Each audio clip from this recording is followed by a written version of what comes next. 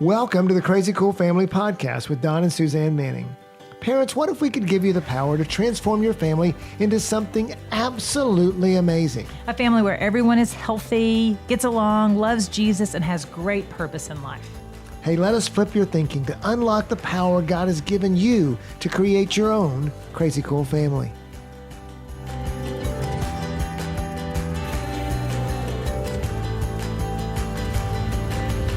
Hey parents, welcome to the weekly Rethink. So today we're going to talk about the day. What is the day? It's the day every parent dreads and dreams of all at the same time. For sure, especially people with small children. They're definitely dreaming of the day. Yeah. You're dreaming of the day, and that is the day your kid leaves the house. Now, if you're getting closer to that day, then you're probably dreading it a little bit, or maybe you're worried about what's going on, but for the future for your child. But we hope the day is a day of transition. It's a day of leaving home, and they're going to do great going forward. But we've been through a few of the days, haven't we? For sure, and we've got one of the days coming up. August 17th, we take our fifth child, Michael, to college, to the University of Arkansas, to move him into his dorm. You think he's ready? Are we ready? Is really the case. I think I'm ready. You think you're ready? Yeah, I for sure think It'll still be sad. I think he's ready for sure. But we've been through this a few times. We've had a little practice. Well, so yeah, our oldest daughter, Molly, when she went off to college, she actually stayed home her freshman year and lived with us. Because she wasn't ready. Yeah, and we weren't either. That's and true. so it worked out really good. And then she just went to UNT down the street. And so she came home for all the holidays. And so she eased us into this parent sending your kids off. But Madeline, kid number 2, she did not. Which second she figured out which school she wanted to go to, her bags were packed and ready. And it was horrible. It was. We missed her terribly. It was like a huge chunk of our family had moved out. And we were so sad. We cried all the way home. Oh, yeah, all the way. And I cried the whole 2 weeks, even just getting her ready for college. Yeah. But Macy and Mackenzie, they actually joined her in A&M, and that worked out really nicely because then it felt like there was a Manning pod there and then a Manning so pod all our here. kids either one place or another. Yeah, so when we went down to visit, we would visit them all in one fell swoop. Yeah, so today we're going to talk about the day. And so break it up into 2 points. First of them, we're going to talk about parents who the day's here. So maybe your kid is about to go to college. Maybe you're a year away. So we're going to talk about that a little bit. And secondly, we're going to talk about younger parents that are approaching the day. And there's 2 different, because if you're not approaching the day, if you're a few years away from it, it's a different subject for you, different things to look for. For sure, for sure. And so one of the things is to parents make sure that you're healthy, like you're in a good place. Of course, we can be fearful thinking about sending our kids off into the wild blue yonder, but they're fearful too. And so it's not fair for them to have to get caught up and take care of our fears. We get to be the adult. We need to be the adult. We need to take care of ourselves and make sure that we're not laying our fears on them. So we're going to approach this with 2 different sets of parents. One set of parents are parents who the day is coming very, very soon. Mm-hmm. So parents that are about to have a kid leave home, I guess graduate and leave home, or maybe about a year away, so the day is coming. And then the second group of parents are the younger parents who the day is approaching maybe years from now. So 2 different sets of parents because it's just 2 different strategies, 2 different things to think of as the day approaches. For sure. And so the first group is those of you that either have seniors or kids that are in high school, or ones that if you're like us and you've got your kid, almost packed up, you're ordering stuff online right now to get them ready for that, dorm life or whatever that is. For you guys, this season, these last few weeks, last month with them is a time for you to connect with them. Yeah. And it's not a time where you're going to try to teach them everything that you haven't taught them yet. All the things you haven't taught them. Yeah, like loading a dishwasher and all that stuff. Just tell them to YouTube all that. But it is a time for you to check in where they are and pay attention to where you are.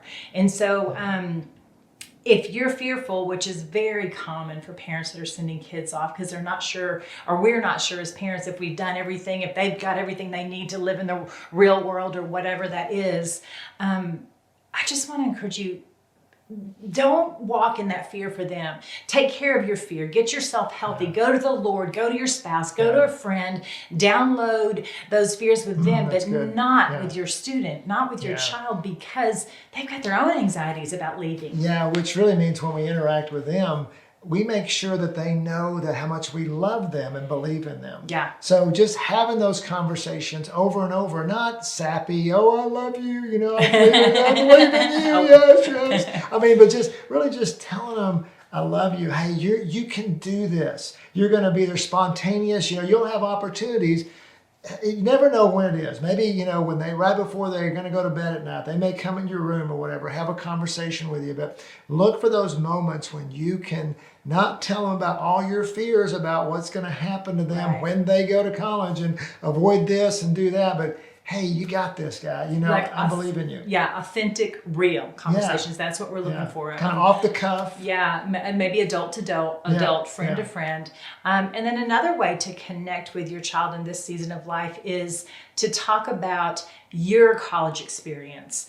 And not to put that on them as it's going to be theirs, especially if you have fear attached to it, but let them in. If you've never told them your story before, then hey, this is what I did in college. And I mean, I actually got pregnant in college and all of my kids knew about that. And they went into their marriages pure because I shared my story about my college experience. Yeah, so address that a little bit. So, I think a lot of parents would like to hear that because they may say, hey, my college experience, I was not a very good kid. I turned to the Lord at 25 or 30 or whatever. Right, yeah. So how did you handle that with particularly the girls when they're going off to college? Yeah, and so what I would just say is, hey guys, I went out there and experienced it for you, so you don't have to.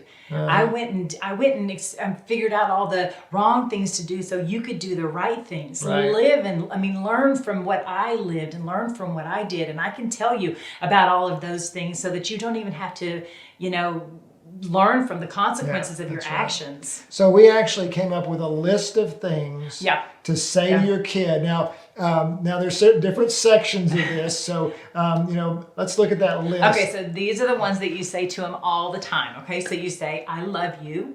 And I will miss you. It's just crazy how powerful I will miss you will go, how far it will go. And then I believe in you, because they're mustering up enough courage, but they might not believe in themselves. And so if we as parents say, I believe in you, then that's powerful. And then I guess the last one is, you've got this. You can do this, And then the next round, okay, so the next round is, it's almost like your insurance policy, and these are the things you're going to say to your kid is, you can call me anytime, day or night, and I'm going to support you, and there's nothing you can't tell me. I mean, that's such a good one, guys, because they need to know that when they're off at college, you're always going to be there for them. That they're going to make mistakes, guys. Hey, they're going to do things that you're not going to like, and some things are going to happen, but they need to know that there's a safe place at home, right? Yeah, and we have to be that safe place. I mean, we have to be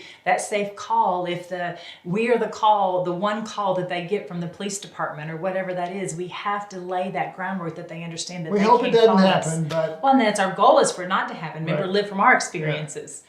Okay, and then these last ones, and you're going to have to help me remember all of them. These last ones are along the way. So you're going to just plug these in, like in passing, if you will, because if not, then it'll sound like a lecture. But one of them, and we don't want lectures. No lectures at this stage of the game, or not none, but I mean as little as possible. Yeah, so these are just like little nuggets of wisdom that you're going to share with them. And so one of them is to find a community, find people that are like-minded that you want to hang out with, because whoever your friends are, that's who you're going to become. And so find people that you like and you want to be like. Which is really important, parents, but it's almost like you don't want to make it seem too important, because then, I'll just go hang out with whoever I want. Don't worry about me or whatever. But which also leads, like another thing, you want them to be a leader, not a follower. Exactly. Yeah, and one of the things that we told our kids all the time is to stand alone, but to bring somebody with them, to have a wingman. I think that's the technology or the terminology they use nowadays. And so it's a whole lot easier to say no to the things that are happening at a party or whatever that is, if you've got a buddy that's doing that with you. Yeah, it's easier to stand together than it is to stand alone. And so often, if you have that one friend, it's going to make all the difference in the world.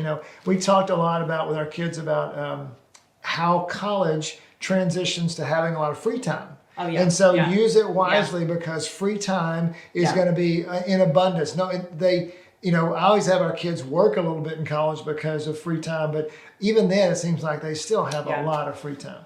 Yeah. Any others?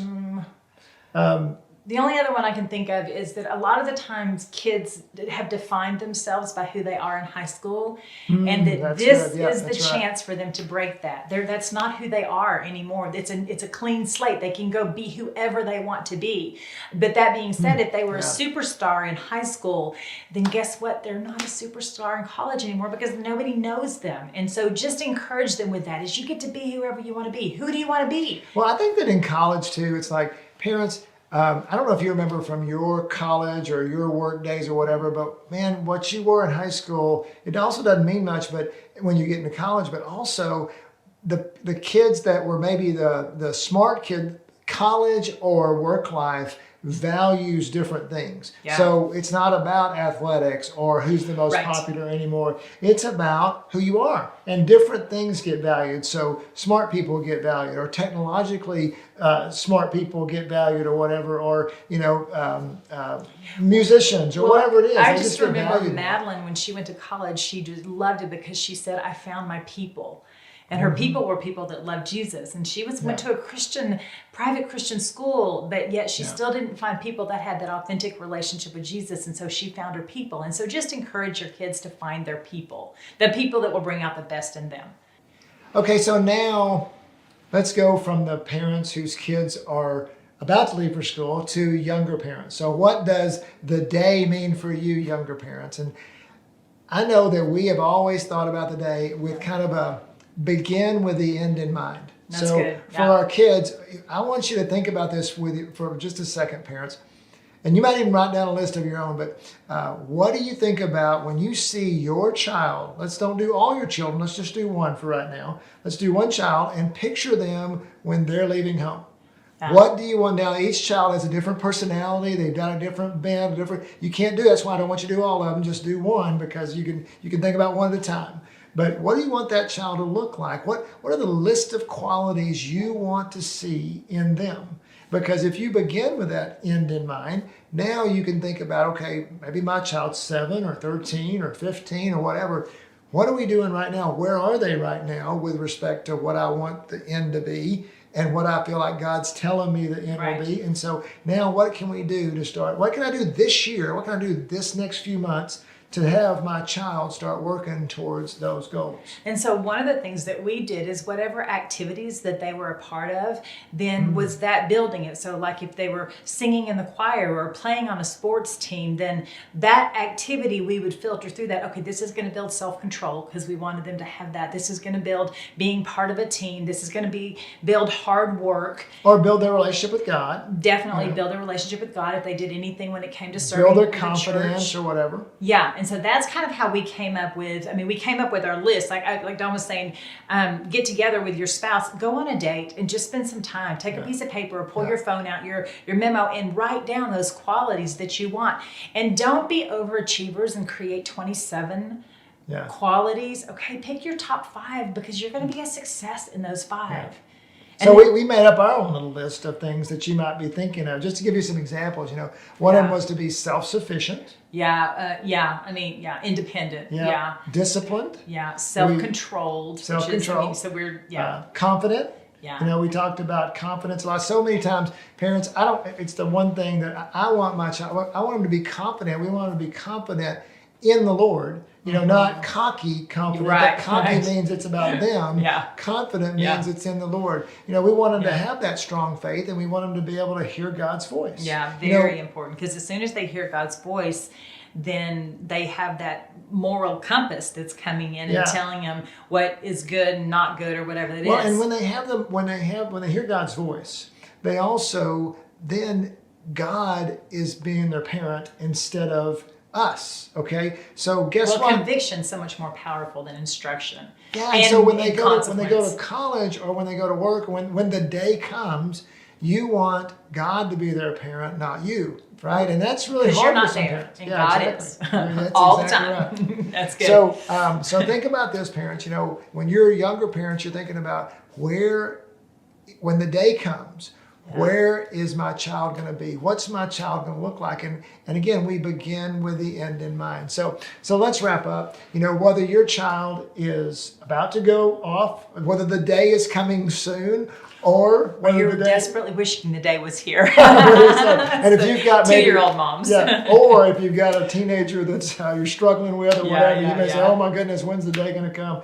But the day's going to come sooner than you think, and it is sad, but it's also a time of release. It's a time of Well, and I do just want to say one thing as well is that parents, just because they're leaving and not living underneath your roof, you're still their parents. Yeah. You're still their person. You're still the one that they feel the most comfortable with, and you are still the one that accepts them the most. And so it's not like the day is the day that parenting I'll never ends, see you or again, and you're on your Exactly. own, and yeah. But it's a great transition, and it's something we should look forward to. We can say, parents, that every one of our children, as they've left the nest, we have been thrilled at where they were with their walk with the Lord, because we've begun with the end in mind. We've got one more leaving now and 2 more to go. We hope that's going to be a success. Well, and we're as well. excited about what they're going to do out there in their campus and in their communities and in their circles and for God's kingdom. We're excited that we want to launch them. What is it? Yeah. Arrows that we get to shoot out and make an impact. And so that's our goal,